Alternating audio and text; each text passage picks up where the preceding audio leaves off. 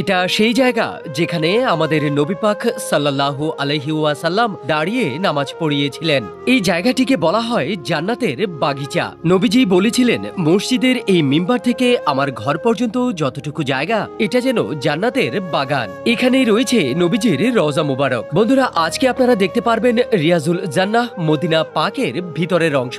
মসজিদে নববীতে সময়ের আগেই আপনাকে পৌঁছাতে হবে। রিয়াজুল জান্নাতে নামাজ পড়ার জন্য আপনাকে নুসুক অ্যাপে ডেট ফিক্সড করে পারমিশন পেলে পরে আসতে পারবেন। ভিতরে যাওয়ার আগে আপনার জুতা রাখার জন্য পলিথিন দেওয়া হয়, যেন জুতার ময়লা মসজিদে না পড়ে। যখনই আপনি দরজার কাছাকাছি যাবেন, আপনার হৃদ স্পন্দন বেড়ে যাবে, কারণ এই জায়গাটা আপনার কাছে মনে হবে জান্নাত। এখানে আপনার সকল তওবাও কবুল হয়, সকল দোয়াও কবুল হয় ইনশাআল্লাহ। রিয়াজুল জান্নাতে ভিতরে আপনি মাত্র 10 মিনিটের মতো থাকতে পারবেন, খুব বেশি হলে 15 মিনিট। তবে রমজান মাসে যেহেতু ভিড় বেশি হয়, আরো কম সময় দেওয়া হয়। আল্লাহর কাছে লাখ লাখ শুকরিয়া যে আমাদের কিসমত এত ভালো, ভিডিওর মাধ্যমে হলেও রিয়াজুল জান্নাহ দেখার সুযোগ পেয়েছি। সুবহানাল্লাহ, আলহামদুলিল্লাহ।